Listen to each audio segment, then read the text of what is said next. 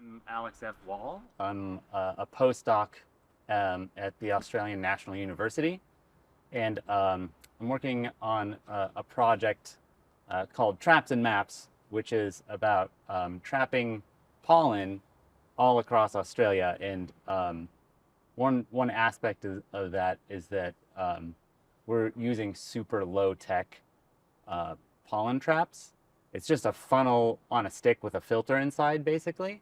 And the idea is that anybody can go to Bunnings and buy the materials to make one of these. And we're hoping to develop it, well, it's being developed into a citizen science project. And so we're hoping to get especially school teachers and people who have a deep appreciation for country and for plants and that sort of thing to put them out all across Australia. And my job in particular, as part of the team, is going to places where a lot of people wouldn't be allowed to go, so national parks mostly, and placing them there in important ecosystems that might not otherwise get recorded.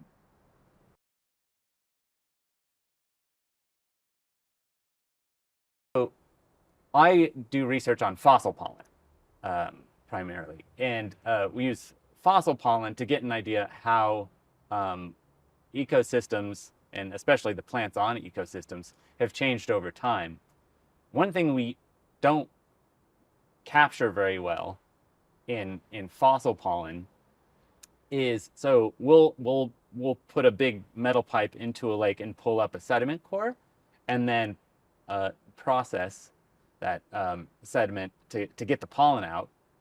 And so then we look under a microscope and we count the different kinds of pollen. And so say we look and we see like, oh, 50% of the pollen is from grasses and 50% of it is from trees. So is that one tuft of grass and one tree? Or is it a forest with an understory of grass? We don't know. The proportions are very hard to get at. And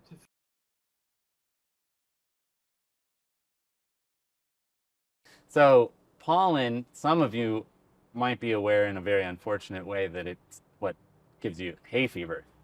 So it's a cell that flowering plants produce. So a flower has pollen on it. And when you see bees going from flower to flower and they get yellow dust on there, that's pollen. And when pollen goes from one flower to another, that's how plants reproduce. But pollen is everywhere. It's one of the major components of dust. So anytime something gets dirty, there's pollen in it. And so fossil pollen is just pollen that is stuck around for a really long time. And you wouldn't think something so tiny could be so sturdy, but they found pollen from hundreds of millions of years ago. So it can last. If it lands in the right place, if it lands in a lake and sinks to the bottom and it gets covered in mud, that could be there for 1,000,000 years. And so that's what we look at. And so we're putting up the pollen traps because then we can tell how many plants there are contributing to that amount of pollen. So we call that the pollen flux. Very fancy sounding for just how much there is.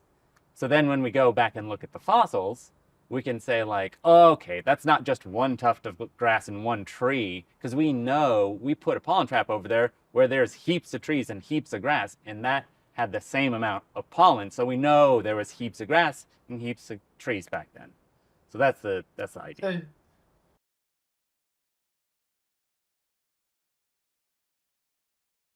One of the cool things, so I full disclosure, I did go into a classroom in Palmerston near Darwin a couple of months ago, and I did like a 90-minute class with the year 11 and 12 kids there, and they're learning about biology and ecology, essentially. And so just to be cynical, they're going to have to know it to pass the courses anyway. But I got to come in there and show them this like funny, weird, kind of quirky aspect where we actually brought in a bouquet of flowers and they could just tap some of the pollen off and look at it under the microscope, and they just went, oh wow, because it's all kind of funny different shapes. Every plant has a different kind of flower. Every flower has a different kind of pollen. And I don't know. I guess I'll come to the point of like why it's useful, but I think that's just kind of cool, you know?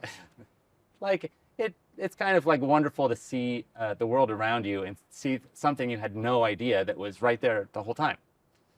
But in this particular case, in Palmerston, in the high school there, it's right near Girraween Lagoon, which now has a famous, like a fabulous, gorgeous planetarium show about it.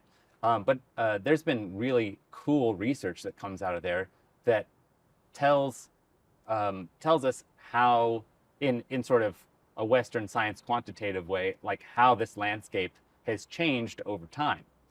And so, yeah, I think that kind of blew the kids' minds a little bit, as much as an 11th grader is going to have their mind blown by a scientist. But yeah, that I haven't done this work personally, but scientists have gone down like 19 meters, which is equivalent to 140,000 years of history, and looked at all the pollen through there.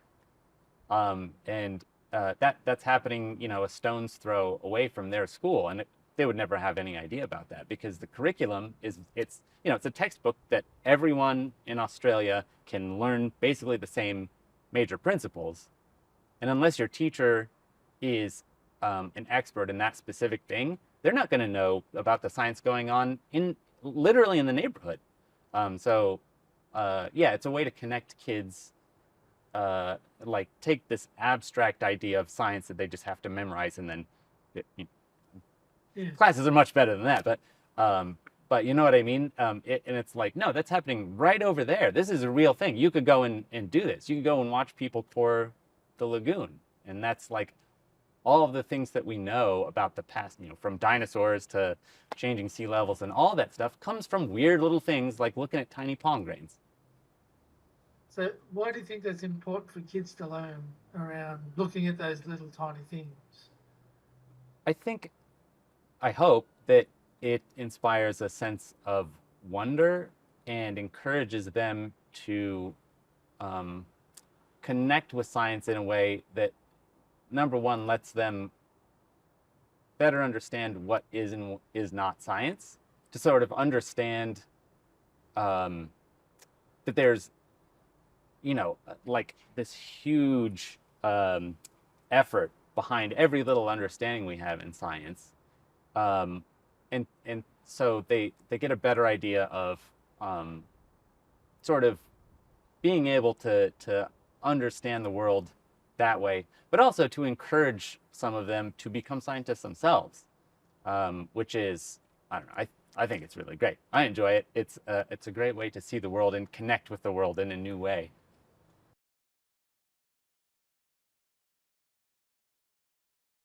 Thankfully, a lot of the places that we've gone have Aboriginal corporations that we can reach out to and ask permission if they're okay with us placing these pollen traps. And some places, like at Lake Mungo, they have a history of that's rather fraught with sort of Western scientists. And so they've recently incorporated this policy where basically anyone who takes anything from the landscape, as small as even pollen, goes through the same procedure as if you're removing human remains, that kind of thing. And so we just haven't put one there yet because we're going through and having that discussion. We've been out there and showed them the pollen traps, and we're having that discussion. I will say that having come onto the project when I did, so before we got, you know, any pollen traps out there, but once the wheels had already been rolling and we had already selected a lot of sites, it's less collaborative than I would have liked it to have been. That our team is like 6 people, and so it's just me and my colleague Imogen who are out in the field, and we just whack in a star picket with a funnel on it. And we want to develop that into a more collaborative project. But yeah, I guess the fact that it hasn't been collaborative from the roots is a bit of a shame. But they're funding constraints and all that sort of thing. So yeah.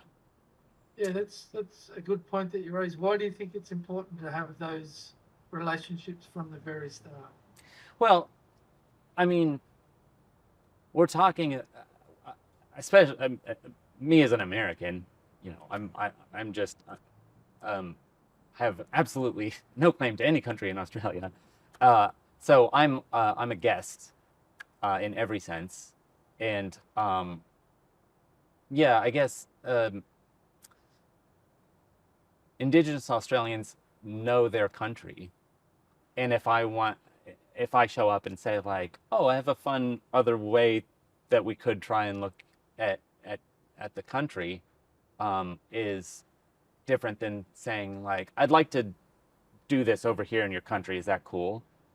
It's yeah, it's sort of a better, more um, Respectful. respectful way to do it. Exactly. Yes.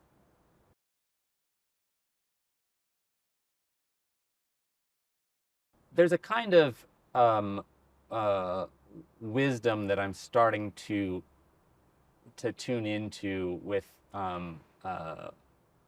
indigenous researchers, that the country is sort of the story of place and people and plants and animals and just and sort of spiritual and intangible, like everything about a place, top to bottom, from now back to the beginning of time and to the future. And I am have not wrapped my head around it, Yeah, and I'm you trying gotta to start learn. somewhere. Yeah, I'm trying to learn, and I'm trying to think. I'm trying to at least keep that in the back of my mind when I'm thinking about my research, and try and um, bring those two ideas together. My sort Yeah. of my looking at pollen and this Yeah, sort of almost worldview.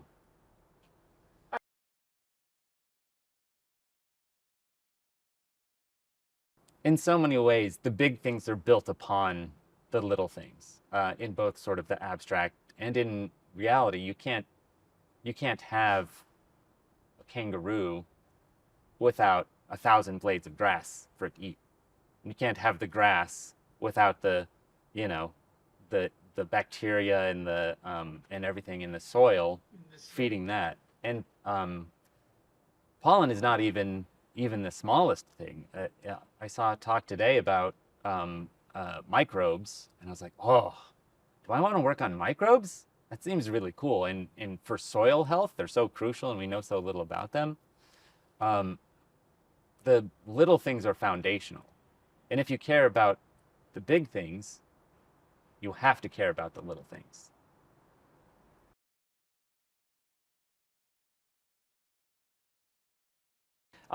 I call myself an earth scientist, which is it's one way of looking at country, at the earth. It's a clearly a narrow way. It's a especially looking at pollen. It's niche even. um, but yeah, the reason I care about it is uh, the reason I care about my research and about getting something bigger out of it is because I care about the earth, and I think, like, when I say the earth, that's country, to me. And as I say, I'm still learning what country really means, but I know caring for country and caring for the earth are very related. So how does that make you feel? Worried and optimistic. Everything that we do and know, everyone we've ever met is born on Earth, to paraphrase Carl Sagan. Yeah, it's our home and it's everything. And if we trash it, we're trashing our home.